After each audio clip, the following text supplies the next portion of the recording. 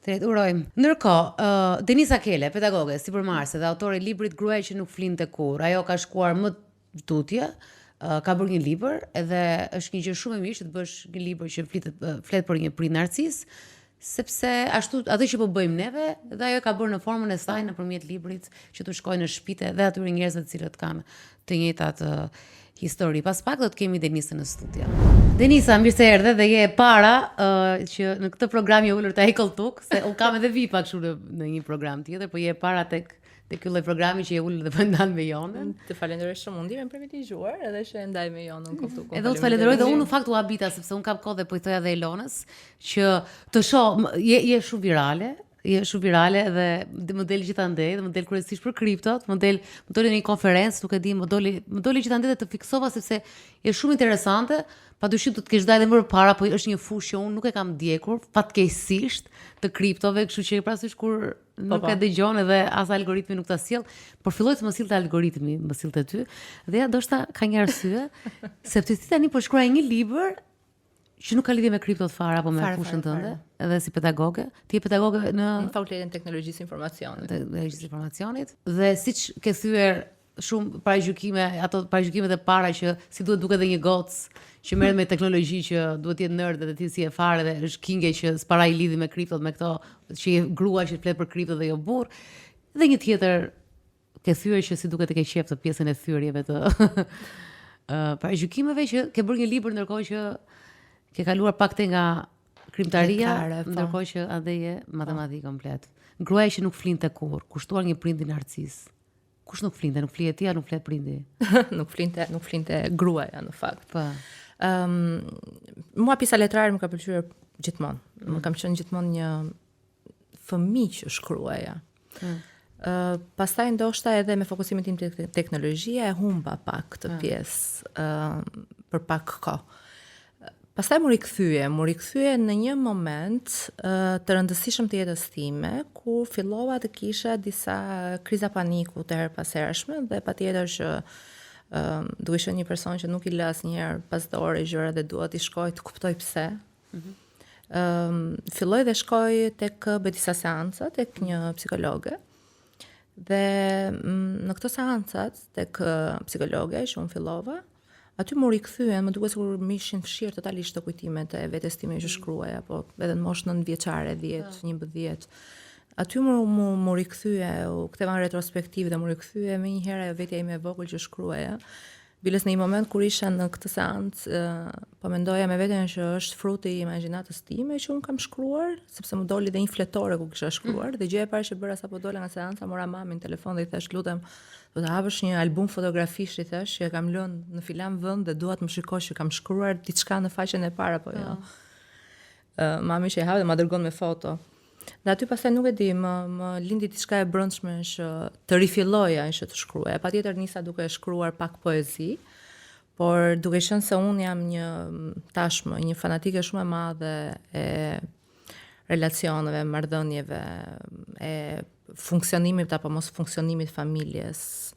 Pra bëj përshtypje që pse një për prindin narcis, një libër i pari për prindin narcis. Shiko, ndonjëherë neve jemi gjendur në situata ndoshta me një prind narcist dhe edhe se kemi kuptuar, ndoshta dhe as vetë prindi se ka kuptuar dhe se kupton akoma që ndoshta ka tiparet narcisizmit, pra nuk është i ndërgjegjësuar për atë që ka, për patologji, nëse mund ta them patologji.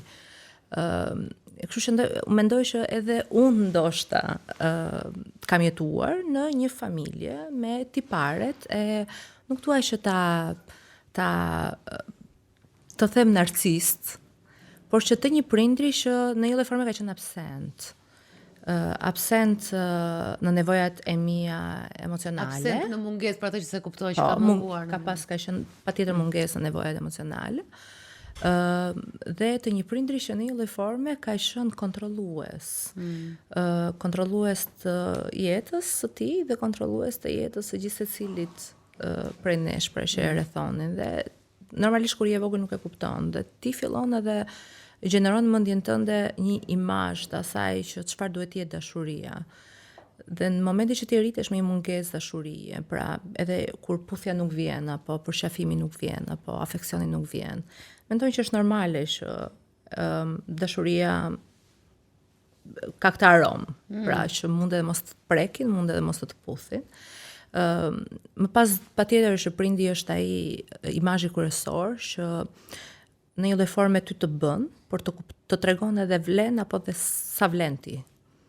Pra është ai objekti primar. Dhe mbi gjitha kur objekti primar simbolizohet me një prind narcist, ti duhet të jesh gjithmonë në një ekzibicion dhe performancë të vazhdueshme që ta bësh prindin që ty të shoh. Dhe praktikisht ajo çfarë merr është që edhe në të ardhmen ti do duhet që të performosh që ti ta fitosh dashurinë. Pra dashuria te ty nuk vjen natyralisht. Ti duhet që patjetër të bësh diçka për këtë person, që ai person të shohë mbrapsht. Po. Dhe kështu nisi e gjithë kjo ideja e shkrimit, sepse kam përshtypjen që shumë persona jetojnë në këtë lloj ambienti familjar, ndoshta pa e kuptuar fare, dhe shumë persona më pas bëjnë edhe këto zgjedhjet në jetën e tyre të mëvonshme që na ndikojnë patjetër, janë zgjedhje që shënjojnë jetën tonë, siç kanë shënuar timen edhe të shumë individëve të tjerë, dhe ajo çfarë është interesante që unë e kam shpjeguar në libër është që të dy personazhet kryesore, pra vajzat e djali që krijojnë një marrëdhënie, janë të rritur të dy në një familje ku njëri nga prindit është narcist dhe se si i njëjti ambient krijon dy individ të ndryshëm. Pra mund të krijojë një empatik, një person të ndjeshëm, empatik që është super vigjilent për nevojat e të tjerëve dhe që do detyrimisht i përmbushë ato nevoja, që të ndihet i parë dhe i dashuruar nga tjetri, dhe një personazh tjetër që mundohet të imitoj karakterin e njërit nga prindrit, pra nga të prindrit narcist, si të vetme mënyrë për të mbrojtur dhe për të mbrojtur egon e vet. Dhe e habitshme është mënyra se si këta tërhiqen me njëherë, si njihen kur shihen. Që në momentin e parë që njihen, që takohen apo që në bisedën e parë, fillojnë dhe tërhiqen me një lloj magnetizmi të tmerrshëm, sepse të dy plotësojnë nevojat e njëri tjetrit. Empatikja e kërkon sepse do të shëroj babain apo nënën tek figura e djalit, pra përpiqet që të shëroj të kaluarën e saj, ndërsa narcisti tërheq empatike sepse do ta ndëshkojë. Do të ndëshkojë figurën e prindit që në një moment caktuar e ka bërë atë që të vuaj shumë.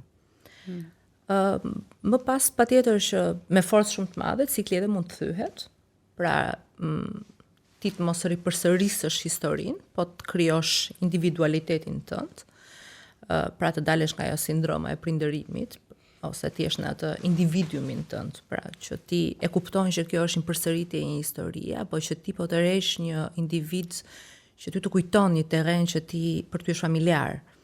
Se ndonjëherë gjërat që janë familjare janë ato gjërat që janë më të lehta për ne, apo më të lehta për ti përjetuar, se ti s'njeh ndryshe. Pra në një ambient që mund të jetë i shëndetshëm, ti nuk e zgjedh se nuk e njeh. Që kam një pyetje për të, duke ngacmove pak. Edhe më ngacmove edhe historia për to, ti parë të prindërve narcist, si është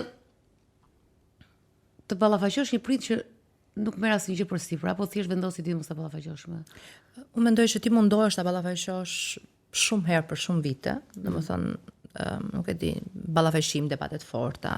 Mundohesh që ti bësh të kuptohesh, shiko se nuk është kështu, por është si të flasësh, unë them, është si të flasësh me një derë të mbyllur. Nuk ndërgjegjësohet fare për e para për atë që të shkakton.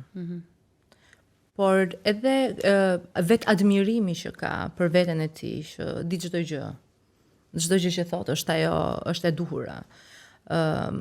I gjithë vetë kontrolli apo kontrolli që përpiqet të ushtrojë tek ty apo tek të tjerët, sepse kontrolli vjen nga ideja që ai ka për veten e tij. Duke qenë se ideja është që unë i di të gjitha dhe unë jam më i mirë nga gjithë të tjerët, unë do kontrolloj jetën tuaja që asnjë situatë mos të dalë nga duart e mia. Kështu mendoj që po flas të paktën për veten time, në momentin që shikoj që është diçka që nuk ndryshon, thjesht kam dëshuar qasjen time në raport me, që do të thotë nuk më ndikon më, sepse për shumë vite kam ndier se u kam pasur një kordon umbilikal të lidhur dhe më ndikonte çdo fjalë, çdo debat, më vendoste pikpyetje shumë të mëdha në ato që e kam unë fajin, ndoshta jam unë gabim, pikpyetje të tmerrshme të mëdha, nuk e vështirë për të hedhur një hap që mund të ishte një hap që ti nuk e tregoje, apo nuk e ndaje me. Ndërsa tani thjesht ka ndryshuar qasja ime dhe unë mendoj që ky është momenti i çlirimit dhe i shërimit. Në momentin që ti e kupton që s'mund të bësh diçka ndryshe, por që e vetmja gjë që mund të bësh është të ndryshosh ti mënyrën se si ti sillesh më pas me dhe se si e përballon pastaj bashkëtesën me. Që unë jam tashmë në një pikë që nuk më e shëruar, që nuk më ndikon, thjesht mendoj që okay, janë kështu dhe kështu le të jenë. Sepse një gjë për një gjë me sigurt, edhe besoj se mund të ma konfirmosh, narsisizmi besoj se është diçka që është e pamundur për tu shëruar, dhe mbi të gjitha kur nuk je i ndërgjegjshëm që ti vuan nga një sindrom e tillë. Që për sa kohë që nuk mund ta ndryshosh personin përballë, mund të ndryshosh qasjen tënde kundrejt ti. Fakti që ti je e suksesshme në ti e para nuk e di a i ndërgjegjësuar që je suksesshme, se kjo është tjetër. Unë para se të futesh në studio po i thoja Elonës që ato që shkruajti ajo vajza, një ndër vajzat kishte shkruar një mesazh interesant dhe kishte thënë që unë asnjëherë nuk kënaqem me arritjet e mia. Tash nga sindroma ime. Edhe më kujtohet dhe zakonisht ja them edhe mamit tim, dhe them që e kam të sindromën sepse më kujtohet fëmiria që për çdo gjë që bëja, ishte që më pse ti mund të bësh më shumë. Për çdo arritje më pas, studimet, puna, çdo gjë, për herë ka qenë kjo mos kënaqja me atë idenë që ti duhet të jesh perfekte, mund të jesh perfekte. Je goxha e ngarkuar, je all over the place, është ajo fjala anglisht. Po, është vërtet. Edhe ka të bëjë kjo edhe me këtë fakt. Po, patjetër. Patjetër. Përveç ADHD-s time, që janë persona që nuk rrit dot, nuk shndroj dot pa punë, domethënë në sensin që i gjej dhe punë vetes, edhe në momentin që jam qetësi, por edhe kjo patjetër. Më thonë, kjo është diçka nga e cila unë nuk e ndjej veten të shëruar akoma, sepse edhe në sukseset e mia më të mëdha, ka momente që nuk arrit, jam e lumtur. Apo të mendoj që okay, kam bërë diçka të madhe. Më duket sikur diçka më të madhe mund të bëj. Ose mund të jem edhe më perfekte, ose mund t'i bëj edhe më krenar. Ka qenë jashtëzakonisht shumë e shtuar back in the days, para shumë vitesh, por i ka ngelatur, janë ato dozat aty, janë akoma. Po, se thash në televizor kur ke dalë pak këtë opinioni është shumë interesante. Interesante sepse je veçantë, ke fol natyrisht je artikuluar, se edhe këtu je shumë artikuluar, por edhe për kriptot. Pra, kryesisht pjesa e për shumë prindër, jo vetëm në Shqipëri, por në tërë botën, është një tjetër gjëja kur sukseset i di unë dhe kur fëmia shfaq suksesin në botë, pra dhe duket mirë përballë botës. Nuk e di si ka qenë reagimi prindërve kur je në ekran i prindit, domethënë, sidomos i prindi pak më të vështirë. Kur të kanë parë në ekran sepse ai është apo jo nashi ballafaqim që shpesh edhe prindët narcisë kanë qef të pjesën që dukesh mirë. Është nga tiparët në fakt. Nga tiparët që kanë prindë narcisë sepse suksesin e fëmijës e shikojnë si tyre. Unë e shikoj në sensin që e kuptoja që në momentet që unë kisha ato ditët e mia, pa momentet e suksesit, dhe kur të tjerët më pas komplimentonin, patjetër familjen që sa mirë, është shumë mirë, duket shumë mirë, flet shumë mirë. Ndjej ajo krenaria jashtë, që po është vajza ime, apo po flet bukur, apo po është. Por brenda mureve është gjithmonë një situatë, është një pamje tjetër, gjithmonë e situatës. Domethënë, nëse ajo kënaqësia edhe ajo vetë kënaqësia që merrte apo marrin kur janë jashtë me të tjerët, ndryshon ndonjëherë kur vjen brenda mureve. Në sensin që jo se i vjen keq për arritjen time, por që nuk mjaftohet asnjëherë me gjërat që unë mund të bëj. Asgjë nuk është mjaftueshëm. Kam një pyetje, nga dallohet këtu, sepse janë edhe prindër që janë shumicë. Pra, shumica paktën të gjithë shoqëritë mia ose edhe unë në rrethin tonë që kemi nxënës të 10-tave, të 9-tave, domethënë që kemi pasur ambicie, kryesisht prindërit nuk është se kënaqeshin dhe ne kemi si krenari këtë, madje janë bërë dhe diskutime, janë bërë dhe studime që prindërit duhet të jenë një çik, pra është okay që mos t'i japësh komplimenta gjithkohë sa mirë e bëre, por e ti mbash pak kështu si me këmbë në tokë quhet. Unë njoh edhe njerëz të famshëm që thonë faleminderit që kanë pas prindër me këmbë në tokë dhe ato i kanë shpëtuar nga alkooli, nga degradimi, nga lënia, pra i kanë mbajtur gjithmonë në top. Në suksese. Tash nga ndryshon, ku kuptohet që ti je narcis dhe nuk je thjesht një prind që do ta mbash me këmbë në tokë fëmijën tënd. Ti thua një sekond, ule pak. Ty varet te qëllimi që ka prindi kur ushtron kontrollin, sepse të bësh një formë kërkese ndaj një fëmie duke e njohur edhe tipin e fëmijës që ka, edhe ti fillon të ndërton një skemë në mendjen tënde si prind që thua unë nëse këtij fëmie i ushtroj pak më shumë presion të shëndetshëm, pra për t'i dhënë shtyr sepse e kupton prindi që ka aftësi më shumë, nga kjo mund të përfitoj fëmia. Por në rastin që ti ushtron kontroll sepse do të ndërtosh një person në mendjen tënde për këtë fëmijë, atëherë kalon përtej dëshirës së mirë. Dhe këtu jemi te rastet e narsizmit. Por do të them që nëse ka një moment që prindi narsist është interesuar, të tregon një interes që fëmia si bën habi, është pikërisht kur ai po arrin një sukses. Sepse këtë sukses do ta mbaj për mburrje, kundrejt kolegëve, kundrejt miqve, që fëmia im i arriti këto. Dhe në atë moment mund të ketë një tregim interesi, por jo gjithmonë. Por është një moment. Na vjen dhe keq edhe ti diagnostikojmë me këtë doza, se për herë i kemi parë dhe unë mbaj mend që ktheheshim retrospekt, jam e ftohtë. Ka ngel kjo se unë jam e ftohtë. Ose pse është prindi ftohtë. Më kujtohet për shembull mami im gjithkohës ka pasur këtë që ne jemi rritur në familje që nuk na përqafon të njëri, nuk na puthë njëri, nuk e kemi fare këtë ndjesinë çfarë do të thotë përqafosh njëri. E duke qenë se jam rritur kështu, kam të drejtë të justifikoj veten që as nuk e bëj këtë gjë. Dhe gjithkohës në mendjen time, është natyra e tillë, është karakteri i saj, është një grua maskuline në atë të vetën, duke qenë se ka qenë ai personi kyç, po e them, në financat e familjes, është personi që gjeneronte më shumë, fitonte më shumë, dhe ti e justifikon me të gjithë këtë pjesë, domethënë që është në maskulinitetin e saj, është rritur në ato lloj forme dhe s'ta fal dot në këtë lloj mënyre.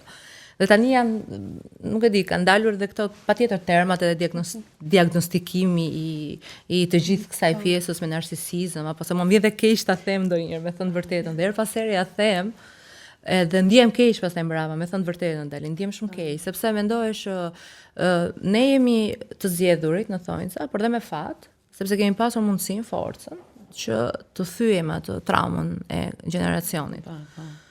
Ato s'kanë qenë loj dhe kanë qenë zjatimi i mënyrës se si janë rritur. Nuk e kanë pasur mundësi që ta thyejnë dot. Dhe unë mendoj veten dhe them që mami im për shembull, kur unë jam me djalin tim shumë e dashur, jam aty shumë e dashur, çam në mëngjes e puthej për shafoj, nuk e di domethënë ato mëngjeset e princi i tij, zgjuari im. Më thotë nuk e koncepton dot, dhe i duket sikur thotë ti e prind me karakter të dobët, mos e përkëdhel, mos e puth kaq shumë. Domethënë puthja i duket sikur ti ke karakterin e dobët para fëmijës, nuk e percepton dot fare një marrëdhënie me. Dhe ne ishim me fat edhe pse ndoshta nuk i kemi marrë ato puthjet e përshafimet, por nuk di çfarë mund ta them, një dritë e brendshme apo neve thyem ato traumën e gjeneracionit. Dhe ndoshta kemi bërë gjëra që nëna tona kanë dashur t'i bënin. Po interesante që nëna jote thua që është si është një fjalë shqipër breadwinner, që do të thënë është zonja dhe është interesante edhe ky fakt, domethënë që se i kishim raste të tjera, po ishin shtëpia ake dhe Jo. Është e zonjë, është ndihmuese. Ka djalit meje, djalit. Kjo është akoma më fortë, s'ka një lloj konkurrencë aty që sepse do të ti provosh nënës. Ja kam lënë atë rolin. Nuk konkuroj fare, nuk bëj më garën fare, nuk e fi garën fare. Kjo ka fjalën që kur ishe e vogël, sepse ose unë e ndjeju me fëmijët e mi. Do të thënë sepse unë jam një grua e fortë në familje, dhe për momentin edhe tani që jam single edhe ato e shohin madje së fundmi me Andalen, se kur bëja snobin nuk interesoshin ai shumë, se thoshin që bëre kot, po dështoj s'bëre lek, po kur shohin për shembull klikimet që rritën te Andalen, se ka një lloj krenarie dhe e madhe gëzohet shumë, po nga ana tjetër mua më trëm, se mos i vë vetes ajo synime që domethënë pritshmëri që unë i them që it's okay. Nga ana tjetër nuk i them dot it's okay fare, se them, kuptoj jam gjithmonë vetë kësajt. Unë se kam pasur shumë të pjesën garës me mamin, me thënë. Jo, ose pritshmëritë që mund t'i vëje vetes. Pritshmëritë që kisha më shumë se garë. Pritshmëritë po dhe pritshmëritë induktuara, në sensin që duhet jesh më shumë se unë, duhet jesh kjo, duhet jesh perfekte, duhet jesh mos e bëj. Sepse aty ky është momenti aty që po jo, juve do bëheni. Do bëheni, po kjo në një lloj forme të indukton të një lloj detyrimi, dhe ndërkohë që ta thot shumë shpesh këtë gjë vit pas viti në rritjen tënde, dhe duket sikur ti je detyruar që ti jesh më shumë se aq. Dhe ato vitet e tua kalojnë me idenë që prit se unë duhet të jem më shumë. Dhe prandaj vjen edhe kjo çështje pastaj që ty të kënaqin arritjet e tua. Të duken gjëra të vogla, duket sikur duhet bësh më shumë. Po mi ja thot Një qytetar i thjesht, ngret, thot, kam unë një pyetje. Ja ti je shiça goce jet, ka bërë mami jot. Edhe me të gjitha të mirat, edhe prindrit domethënë, edhe zonja e suksesshme, ja fal këtyre gjërave, se ndryshe po të linte aty të bëhesh atë doje ti s'do bëhesh. Ky është argumenti. Në të pjesën e shkollimit dhe karrierës, që shumë shqiptar mund të thonë që e ke suksese, ja, shiko këta pritër të kanë bërë. Ku delë Tullumbaci ku hapet vrima, në çfarë vendi, në marrëdhënie me meshkuj, në marrëdhënie me ku, domethënë, e ke parti më shumë problematikën e në marrëdhënie personale, patjetër. personale. Personale, profesionale, edhe profesionale disi, dikur, ja ta them. Profesionale dikur, duke ditur aftësinë që kisha dhe sa aftë isha, por pra momente vetbesimi ishte i ulët edhe për gjërat që i dija ti bëja. Mund t'i koshjente që di ta bësh këtë gjë, di ta bësh mirë, por momentin e parë që ndoshta njëri mund ta vendosë në diskutim, unë e pranoja atë gjë, them, okay, ndoshta s'pas kam ditur ta bëja aq mirë. Apo në kërkesat e mia, qoftë edhe për çështje financiare. Të kërkoja atë që meritoja. Gjithmonë prisja. Kjo apo? Nuk mendoj. Nuk mendoj. Unë mendoj që është e krijuar që ti nuk meriton kaq shumë. Dhe mundohesh të bindesh veten, që pritse ndoshta s'meritoj kaq shumë, apo pse ti kërkoj kaq. Po, pse ti kërkoj kaq. Do thonë ti vetë dhe je para personit thotë okay, sa mendon që është paga jote, ti mendosh, apo ti them kaq gjë trëmbet ky, se mbas unë s'vlej kaq. Kjo është e tmerrshme. Është. Më thonë unë e kam pasur këtë, edhe unë e kam pasur, por nuk e di tash të futemi terapi të re. E kam pasur profesionale. Po edhe personale pastaj po, më kanë ndikuar pafund. Më kanë ndikuar tek ai tash perceptimi im për dashurinë. Pra, perceptimi im për dashurinë ka qenë që nëse do isha në një dhomë me 10 njerëz, me 10 meshkuj, 9 të shëndetshëm dhe një që duhej problematiku. Mund të shkoj patjetër që të zbuloja çka kishte ai, të merresha me atë aty, që ta shëroja, ti kuptoja traumat, ti jepja. Pse unë mund të shëroj, unë do jam shpëtimtarja e jetës tënde dhe e traumave të tua. Ti si te libri empathi. Jam si te libri empathi, kështu që personalisht patjetër që kanë ndikuar shumë, por kjo është vuajtje, domethënë që ti jetosh jetën tënde personale apo marrëdhënien tënde në një ekzibicion të vazhdueshëm. Është vuajtje shumë e madhe, është shpërdorim energjie totale, se fillon ekzibicioni që mëngjes. Që ti mundohesh ti jesh më mira, më e bukura, më e zgjuara, je aty për të, je mami, je motra, je e dashura, je të gjitha. Do të bësh çdo gjë të mundshme që të biesh në sy që je aty. Do të tregosh çdo arritje tënde që ti thosh shiko se unë vlej, shikon, vlej, duhet më duash sepse vlej. Nuk vjen asgjë natyrale, që do thotë që një raport që të jetë natyral midis burrit dhe gruaje, që ne jemi bashkë se duhemi, por unë jam me ty se unë bëj diçka për ty dhe ti duhet më duash për performancën dhe atë që unë bëj për ty. I'll fix you. I'll fix you all my life. Është vështirë. Shumë e vështirë. Është një sprekim, domethënë një shpërdorim energjie të merr shumë energji dhe ti ndihesh e drained, nuk e di sa them, e tharë. Domethënë pas shumë vitesh pastaj ndihesh e tharë. Ndihesh ke jetuar në një pasqyrë që ke parë çdo kënd aty përveç vetes tënde. Dhe ke reflektuar dëshirat e nevojat e gjithkujt, i ke kuptuar, i ke ushqyer, dhe s'ke kuptuar në asnjë moment as dëshirat, as nevojat e tua dhe as ke ushqyer as nevojat tënde. Dhe është por e rëndësishme është ta kuptosh në kohë.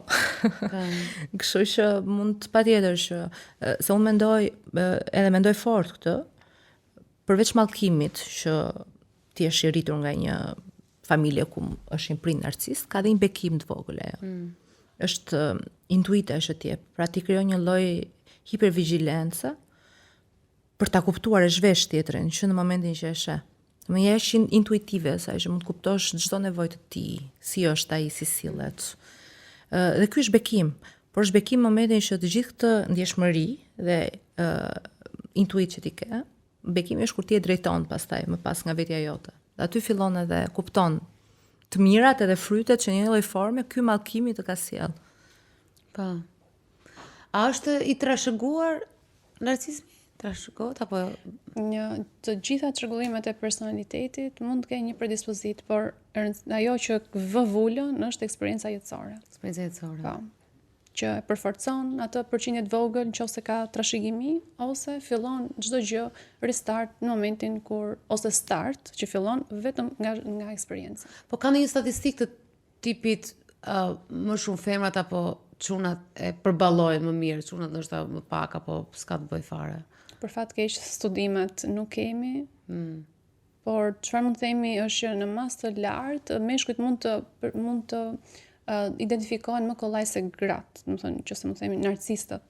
Sepse të shfaqsh një burr dëshirën për admirim, për vëmendje është më pazakont se sa tek një grua, kështu që mund të identifikohet më shpejt kur ndodh tek një burr. Po si ke njohur ke pasur të një lidhje me mashkull narcis? Po. Kam njohur pafund. Jo, se janë shumë, në zamën e kaluar 1 në 8, është Po, kam njohur pafund. Domethënë në sensin që unë çdo histori që dëgjoj, po thua se 1 në 2-3 histori që dëgjoj dhe nga mikeshat e mia, patjetër që ato që janë të fshehur mund të jenë më të rrezikshëm. Narcisët e fshehur, se sa patjetër që po, domethënë edhe kam dëgjuar, patjetër por që po edhe kam përjetuar dhe është mangth. Mua më duket sikur edhe them për herë këtë që narcisisti është një qenie i veshur me petkun e një evil, të një djalli, domethënë, dhe kaq djallëzore më duken veprimet dhe mbi gjithë atyre narcisme që janë të ndërgjegjshëm për ato që janë duke të bërë. Se ndoshta ka në fakt nuk janë të ndërgjegjshëm. Për ta është natyrshme. Për ta është shumë natyrshme në mënyrën se si veprojnë me tjerët, ashtu është realiteti i tyre. Më duket sikur ai e di çfarë po të bën. Po, domethënë e di që po të bën që të vuash, e di që me veprimin e tij apo me çdo lloj veprimi që mund të bëjë tradhti, abuzim, e di se çfarë do përjetosh ti dhe prap zgjedh që ta bëj. Nuk është se nuk e di ato çfarë do ndodhi nga veprimi i tij. Dhe kjo për mua është lloj ndërgjegje, pra që ti e di çfarë po shkakton. Gjithë sjellja dëmtuese që vjen nga narcisisti për tek personi tjetër vjen nga një boshllok shumë i madh i pamarr. Po patjetër. Dashuria munguar për atë, vuajtje, brishtësi. E besoj pafund, edhe e kam edhe në libër e kam simbolizuar me një gyp. Është një gyp që nuk është i mbyllur as nga lart as nga poshtë. Është thjesht një cilindër i pambyllur. Dhe ty të duket sikur ti mund t'i hedhësh atij dashuri sa duash aty. Hiti dhe ajo prap del nga pjesa poshtë rrjedh. Sepse ai s'ka ku ta mbaj. Nuk ka ku ta mbaj se s'ka pas një qoshe brenda vetes. Nuk e ka marr kurrë. Kështu që nuk ka një hapësirë brenda vetes që ta ketë dhe ta identifikojë dashurinë dhe di ta mbaj aty. Është luftë e humbur. Është gjithkohë i friksuar pastaj narcisisti. Nga braktisja, nga mos përballja, nëse maska për shembull i bie dhe ai mund të shihet në publik se çfarë ka bërë. Kjo është frika më e madhe tjetër që ekziston. Ekspozimi. Domethënë ai jeton me frikë dhe me syt për të gjetur gjithmonë ushqyesit jashtë. Është gjithmonë në kërkim. Nuk është edhe për të e lehtë. Prandaj ne duhet të shkojmë dhe të ulemi pak edhe nga ana tjetër, se si është për një narcisist. Se çfarë ndodh brenda ti. Ja kemi empati këtu që. I futem në rastet e studimore, thotë më lër të se unë e njoh këtë histori. Më lër të ndihmojmë derisa.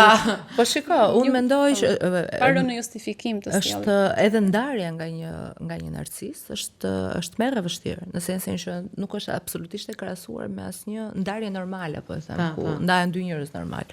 Më thon ti ndjen një lloj nevoje edhe për atë manipulimin, keq trajtimin. Më është habitshme, është ti e di që të keq trajton, e di që ajo është gjë që ty të bën keq, të shkatron dhe momentin që ndahesh e kërkon prap. Më thon ose është diçka biologjike, ka dhënë dhe momente shpërblimi gjatë kësaj kohe. Prandaj po, dhe ti pret për atë moment në shpërblimi, se janë të habitshëm mënyrën se si sillen. Domethënë, vjen një moment dhe të çon këtu. Dhe ti thuaj që okay, ky është njeriu jetës time, ose si mund të jetë ky njeri, nëse bën këtë gjë një herë, atëherë ka mundësi ta bëj për herë. Dhe ky është ai njeriu që unë dua. Dhe më pas të zbret këtu dhe të ndëshkon. Ore, se këtë e thonim dhe në episodin e kaluar, por nuk ndaluam shumë se kishim shumë histori. Si të çon, çfarë bën që të çon aty? Të devaluon.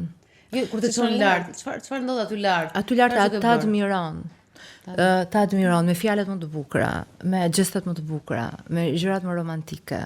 Mund ti mendon që ndihesh si gruaja e vetme në botën e tij. Ke gjetur soulmate-in, dashurinë e jetës tënde. Do thon, ajo gjë është përjetimi më i bukur. Dhe ndodh kjo gjë, ose ke qenë në një udhim shumë bukur dhe i ke përjetuar këto gjëra të gjitha dhe ashtu za kot, domethënë pas një arsye thjesht kthehesh edhe të ndëshkon se pse ke qenë e lumtur në këto 5 ditë. Ndëshkimi pastaj është devaluimi, thjesht të flet, thjesht distancohet, thjesht bëhet i ftohtë dhe ti e pranon këtë gjë sepse ke kujtimin e këtij personi.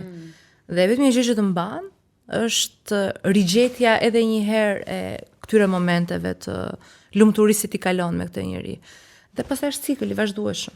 kalon këto momente, pastaj bie poshtë, pastaj lart dhe Kur e pastaj. kupton që mund të riskoj largimin, e bën sërish love bombing. Në momentin që largosh, ai është momenti që aty zvarritet, pastaj e ke Që të rikthej sërish nëse të ka dosh- interes. të do shumë, Tani, se një sekond, ti the që janë të ndërgjeshëm, ti ndërhyre dhe the, nuk janë të ndërgjeshëm e ka në vete, po tash për të kuptuar këtë pjesën kur mbasi të ngre të ul dhe kur e shef që të ul Është shumë. taktik, e përdor Ka për një nevojat. ndërgjegjësimi këtu se kur e shef që të ul shumë fillon ngre prapë, do të fillon manipulimi. Këto janë taktika që e përdor në mënyrë që të merr ato nevoja që ka vet. Për çdo gjë që ndodh është sepse ai ka nevoja vet.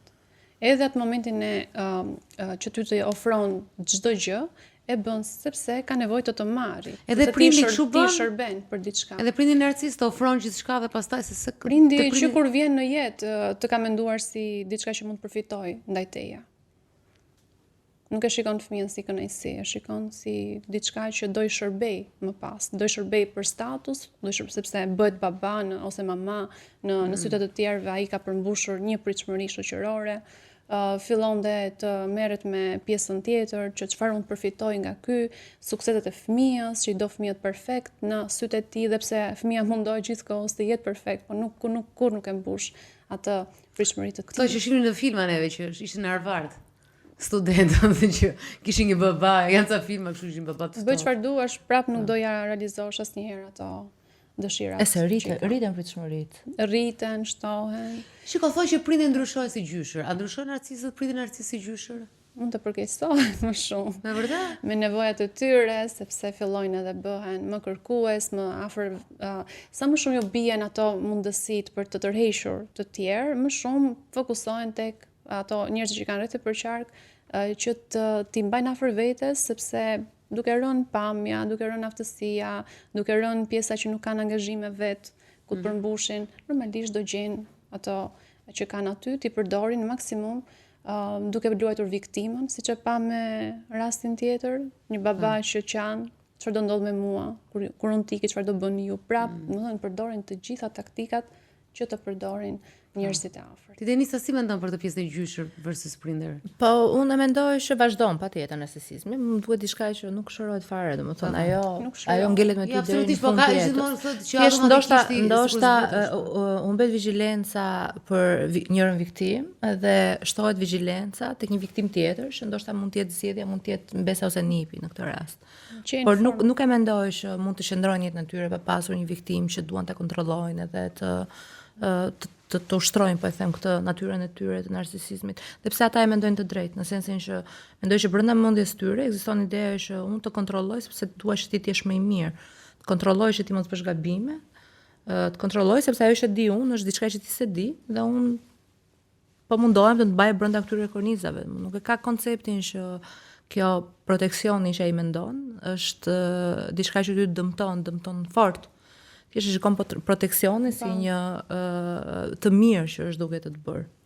Dhe forma më e mirë për të larguar një narcist, pra për njerëzit që duan të largojnë, se pyesin shumë, thonë, si mund të largohet, dhe pse kanë të vështirë, se kanë atë tërheqjen, sidoqoftë, është injorimi. Të injorosh në veprimet që bën, mos reagosh, dhe kjo nuk i jep narcistit atë energjinë mjaftueshme që të merret me ty, do kërkoj dikë tjetër, dhe mund të ndodhë ndarja. Zakonisht është fëmia i vogël ai që e bën këtë me sukses. Në një familje me disa fëmijë, i vogël gjithmonë ignoron. Është i madhi ai që Unë jam e vetmja, kështu që më vjen keq për ty. Kështu s'ka shpresa. Po mirë, paktën se të vetmi gjejnë gjithmonë, paktën është mia që janë të vetme gjithmonë kanë pasur shoqe të ngushtë pas vetes. Po, tek e kjo është gjetur. vërtet. Po. Të pjesë tek Po. që shpëton te një shoqe. Po. Janë shumë të lidhura me shoqe të fëmijëve vetëm, nëse ke vëre. Se kemi nevojën për të pasur, dua të dashurinë e duam edhe t'ia fali pastaj shoqes ngushtë. Ndoshta s'është një soi, nuk e di, se nuk e kam përjetuar ndonjëherë këtë idenë të pasurit një motër, duhet të jetë gjë shumë interesante, e bukur duhet të jetë shumë. Por që edhe kjo e shoqes ngushtë mund të ta zëvendësojë, sepse kanë parë marrëdhënie që edhe pse kanë motra vëllezër, kanë marrëdhënie më të mirë me një shoqe se sa mund të kenë me. Po varet se edhe ty është dhe prindi se si i ashtu ai vë. Kështu që Në lufta i ndan barabartë ka. Po. Unë jam njerëz që kanë qenë motra më shumë se motra dhe fakti që prindit kanë diferencuar në një moment, ato shpërthyten flasin më. Domethënë, gjithmonë ndodh mbas të 40-tave. çdo gjë ndodh mbas të 40-tave. Shkrimi e shkruara është shumë personale. Ke pasur momente të vështira kur ke shkruar Po, patjetër. që ose je mbushur, ke qarë. Patjetër. Kam pas momente shumë të vështira, por edhe më ka shërbyer shumë, se për gjithë ato që ta ndjekin dhe kanë bërë dhe seancat e një psikologa apo psikoterapi, journal, i shkrimi, është mënyra më e mirë, është mënyra më e mirë apo është gjë që shëron jashtëzakonisht shumë. Kështu që unë kam përdorur me shkrim, Kështu që unë këtë librin patjetër që e kam përdorur si një edhe dëshirë time për të bërë një botim. Sikur edhe të motivoj një grua është sukses për mua, por e kam përdorur edhe si një refleksion timin brendshëm, por dhe si një tool, si një mjet timin për të shëruar. Kështu që patjetër që ka pas momente të mia kur unë i shkruaj, që gjeja veten, por edhe shfryja të gjitha ndoshta ato ndjenjat e pathëna ndonjëherë. Unë shkruaj vetë dhe një psikologe më ka thënë që vën gabim që shkëputesh nga realiteti duke shkruar, pastaj një tjetër më ka thënë dhe jona bie dakord që shkrimi mund të jetë një formë terapie, dhe që terapia është zakonshme shumë. Kjo është ajo që mua më ka thënë faktën e imja këtë më ka thënë. Po, jo. Unë mbështet shumë pjesën e shkrimit. Jo, është shumë e bukur edhe në fakt ajo është një lloj terapie dhe mund të jetë e vështirë për ty, por çfarë lloj kënaqësie që papritur ti në mes të shumë punëve, fal edhe prindit narcis, gjete kohë. Edhe gjete në fakt kjo nuk është fal, është ndoshta fal jo në atë mënyrën, është në mënyrën tjetër që gjete nga mësimet nga gjithë jeta, gjete kohë edhe të shprehësh të gjën. Sikur shlirohesh në një lloj forme, por ndërkohë mund të shlirohesh edhe të tjerë, është fantastike. Tani më vjen shumë keq që librin nuk e kemi këtu. Po, edhe mua më vjen shumë keq, është duke u bërë faqosja edhe printimi, kështu që për 2 javë do jetë gati dhe do jem në Panajir, A i ke lexuar? Nuk e kam lexuar. Nuk e kam lexuar, po do jemi në Panajirin në nëntorit nga data 12 deri në 16 mezi po pres. Gruaja që nuk flinte kur, nga Denisa Kele, duhet ta lexoni këtë libër. Për të gjithë juve që dëgjuat të programe dhe ndjeni që keni edhe ju mund të keni një prind ose një familjar narcis dhe është shumë mirë që të lexoni edhe përjetimin e vërtet. Faleminderit që ndave këtë përjetim edhe këtu. Faleminderit shumë juve. Më vjen mirë. Gjithmonë përgëzoj për sinqeritetin, sepse është dhe një shkallë edhe kjo dëgjësimi dhe ballafaqimi ndoshta edhe mbas kësaj interviste, nëse prindi yt është këtë intervistë natyrisht do thotë që kështu muroni fat. Ti je mësuar tashmë që është gabimi yt. Edhe mos ta bëj, por ti ke bërë një libër edhe mos ishe këtu, është një libër që ta lexoj, por që natyrisht do të flet. Vëmendje merr prindi, kështu që. Vëmendje merr prindi. Çfarë ti bëjmë prindërve? Si kemi zgjedhur? Por të paktën nëse në fillim nuk I kemi zgjedhur vërtet, rrugës është. Jam shumë e lumtur që kishim sot historinë ndëgjësimi dhe ishin shumë të qartë. Këtë dalloj sidomos kur s'ka lot, ka kështu janë të qartë. Domethënë që është okay, ka kaluar dhe është një gjë okay. Edhe më vjen mirë që si nëna janë të tëra nëna që keni si thua superuar. Shumë faleminderit Denisa, të uroj shumë suksese. Në Panajin e librit gjeni librin Gruaja që nuk flinte kurrë. Pyetja e fundit, pse nuk flinte? Sepse shkruante dhe shndronte zgjuar me të gjitha ato fantazmat e saj të brendshme, të babait edhe të partnerit aktual më pas. Ti fle mirë? Vënde. Me kështu dukesh mirë, me thënë drejtë. Vërtet? Po kur e mora vesh moshën dukesh shumë mirë, që pa gjumësia nuk ka. Ato efekt që vendohet që. Sa më bëre mbrëmje më të bukur, se tani si më mësoi me komplimenta. Jo seriozisht u gjuaj. Nuk na I vën. Ai suar nga mendova që ishin në fund të 20-tave dhe 32-33-shi.